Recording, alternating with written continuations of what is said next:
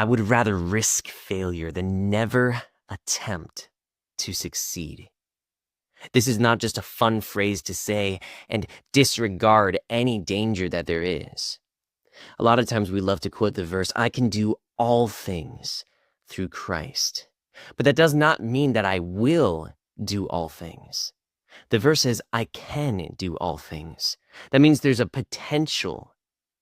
God has the power to do anything that he wants. But sometimes we forget the verses like, if we ask anything according to his will, we need to remember that God has a perfect plan. Everything works together for our good. The definition of success is not whether things go my way. It's if it goes God's way. That's what success is. That's why all things can work together for my good.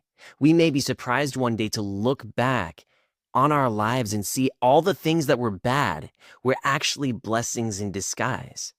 As God told the prophet Samuel, don't look on the outward appearance, because God looks at the heart. I used to think I only want to remember the good in my life and have that as thanksgiving before the Lord. But now I'm realizing I want to remember everything in my life, because even the bad things God is using for my good. It's all good in the end.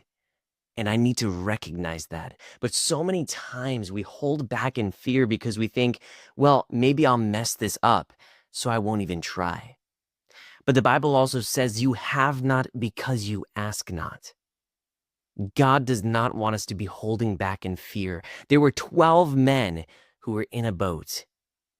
Only one man had enough faith to say, I will step out of this boat that I am in, and I will allow myself to be in a place where I could sink. But he is the only man of those 12 that ever walked on water. So today, don't focus on the fear. Focus on God. Trust him. Pray to him. Don't hold back if fear is the only thing holding you back, because perfect love, God's perfect love, can cast out all fear. Trust him enough to let his love catch you.